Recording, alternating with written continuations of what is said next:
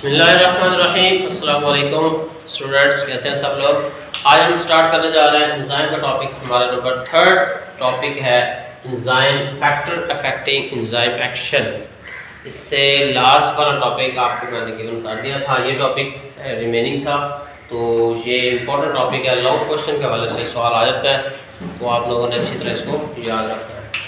Factor affecting enzyme action, कौन से ऐसे फैक्टर होते हैं जो एंजाइम के कॉन्सेंट्रेशन को, एंजाइम की एक्टिविटी को या एंजाइम के एक्शन को स्टॉप करते हैं, या जो इनका फंक्शन होता है उसको ये कम कर देते हैं, लो कर देते हैं। तो चलते हैं जी, वो कौन से फैक्टर है। तो बेसिकली 4 फैक्टर होते हैं, जैसा कि टेम्परेचर है, पीएच है, सबस्ट्रेट कॉन्सेंट्रेशन है और एंजाइम कॉन्सेंट्रेशन है।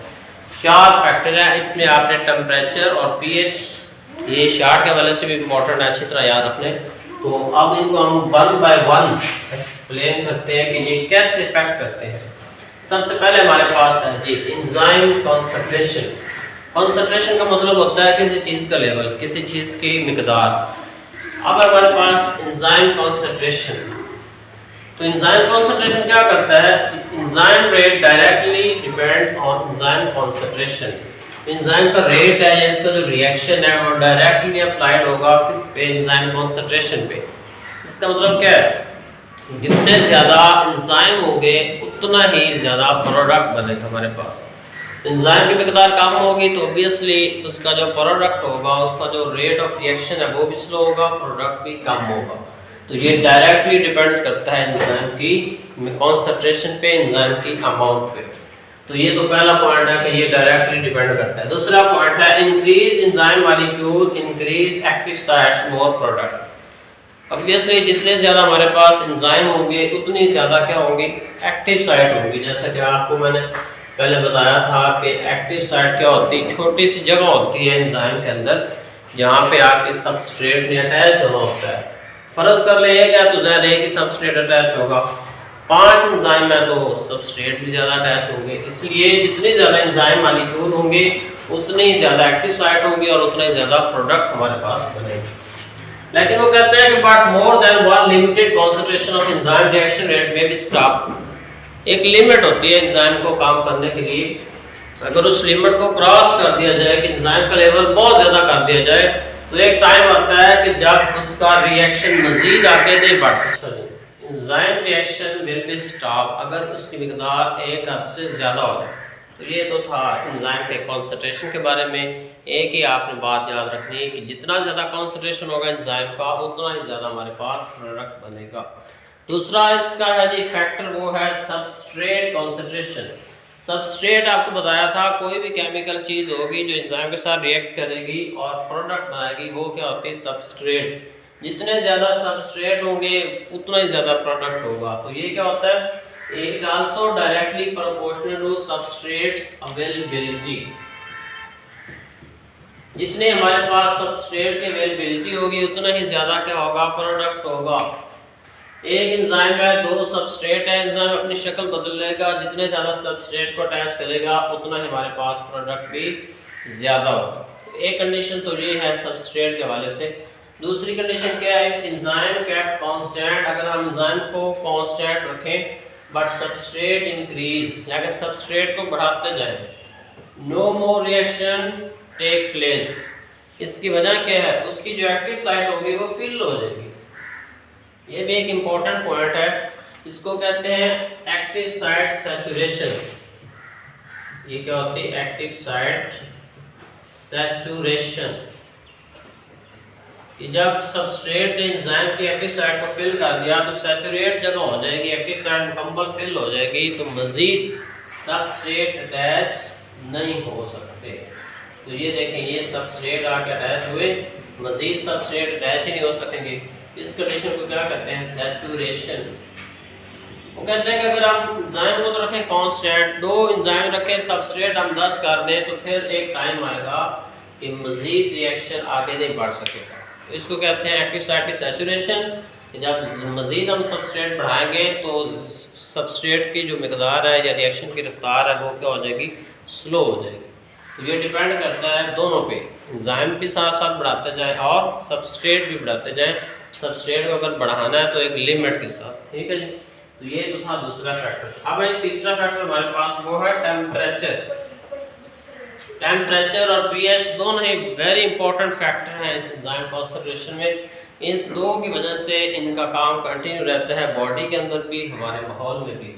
तो टेम्परेचर क्या होता है? Rate of reaction increase with the increase temperature. जैसे जैसे टेम्परेचर बढ़ेगा साथ साथ रिएक्शन भी बढ़ता जाएगा।